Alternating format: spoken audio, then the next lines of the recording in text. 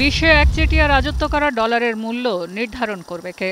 যার উপর আন্তর্জাতিক বাণিজ্য, বিনিময় যুক্তি থেকে শুরু করে মুদ্রা ও মূল্যস্ফীতির চাপ, উত্তাপ নির্ভর করে। দেশীয় মুদ্রার রপ্তানি পণ্যের মূল্যমান ও আমদানি পণ্যের মূল্যমান সমান না হলে তার প্রভাব পড়ে দেশের উৎপাদন খাতে ও প্রকৃত রিজার্ভে।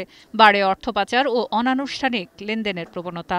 ফলে ডলারের বিনিময় হার আন্তর্জাতিক বাজারের সাথে সামঞ্জস্য হওয়া প্রয়োজন।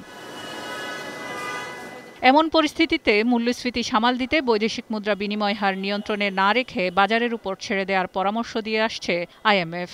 অর্থনীতির স্মুথ ল্যান্ডিং ও ভারসাম্যে ফিরতে এটি প্রয়োজন বলে জানায় তারা। কিন্তু খোলা বাজার ও বিশ্ববাজারের লাগামহীন মুদ্রাবাজারের প্রভাবে অনানুষ্ঠানিক ও আনুষ্ঠানিক খাতে ডলারের দরের দূরত্ব বাড়লে একক দর নির্ধারণে এবিবি ও বাফেদা দায়িত্ব পায়। তবে শেষ পর্যন্ত আইএমএফের চাপে সংস্থাটির সফর শেষ হওয়ার দিন পুরোপুরি বাজার ভিত্তিক না করে ক্রলিং পেগ পদ্ধতি চালু করল বাংলাদেশ ব্যাংক।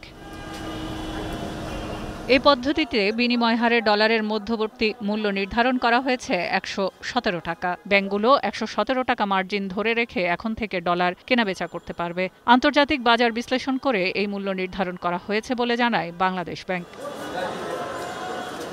২০২২ সালের মাঝামাঝি থেকে ডলারের বিপরীতে টাকার অবমূল্যায়ন হতে শুরু করে, যা ব্যালেন্স অফ পেমেন্ট অর্থাৎ আমদানি পণ্যের মূল্য ও রপ্তানি আয়ে বড় আকারের ঘাটতি তৈরি করে এবং বাড়িয়ে তোলে মূল্যস্ফীতি।